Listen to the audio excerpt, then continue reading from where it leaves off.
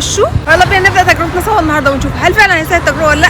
يلا بينا. الجزء الاخير من سلسله كونجورينج اخيرا نزل بورسعيد في سينما الكروان، وحقيقي متحمسه جدا ان انا ادخله. السينما كانت زحمه جدا فوق ما انتم متخيلين، الحفله كومبليت، اي تيكتس باعجوبه. بدانا ندخل السينما، تعالوا اتفرجوا على الديكورات اللي عاملاها سينما الكروان عشان تحسسك جو الكونجورينج وتعيشك جو الرعب من اول دقيقه دخلت فيها السينما. بجد الفايب تحفه جدا. بصوا كل سكرين عليها مشهد رعب مختلف، حتى السقف معلقين عليه الحاجات شبه ما انتم شايفين كده، حتى بوابه الدخول للسينما عليها اكنها حاجات رعب.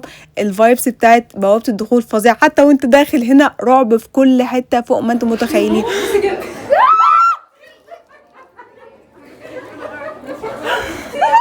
حتى اللي بياخدك يعرفك على الكرسي بتاعك لابس ضمان. بدأ الفيلم وطلعت أنابيلا، وفجأة طلعت لنا ضمان من وسط الظلام، وبدأ الشو الجامد المميز بتاع سينما الكروان. لكل فيلم رعب حقيقي سينما الكروان بتعمل طفرة، بتعمل شو جامد جدا، وحقيقي بحييهم على الفكرة الكرياتيف. الفايبس اللي عملوها جوه الفيلم في البريك كانت خطيرة، وانبسطنا بالفايبس دي أكتر من الفيلم ذات نفسه. بجد شابوه ليهم وشابوه البنوتة الشاطرة اللي عاملة ميك اب ضنان، بجد تحفه. الفايبس في الكروان خطيره، الفايب احلى من الفيلم ذات نفسه. خلص الفيلم والنهايه كانت سعيده، ويلا نقول باي باي كونجورينج. ده اخر جزء في السلسله. حقيقي انبسطت جدا والتجربه كانت حلوه قوي. حقيقي الفيلم عجبني قوي قوي، يعني هو مش مليان رعب كتير بس حلو قوي، يستاهل التجربه. الساوند افكتس في سينما الكروان كانت خطيره، وعاملين فايبس رعب. بجد الفايبس بتاعت الكروان اجمد من الفيلم. كده خلصنا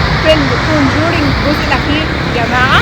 اللي ما شافوش كونجورينج فايته كتير، والبنوته الشاطره اللي عامله شخصيه ضنان بجد شاطره جدا وعملت فايبس خطير. تجربه يا جماعه حقيقي ما ينفعش تفوتكم، تجربه تحفه.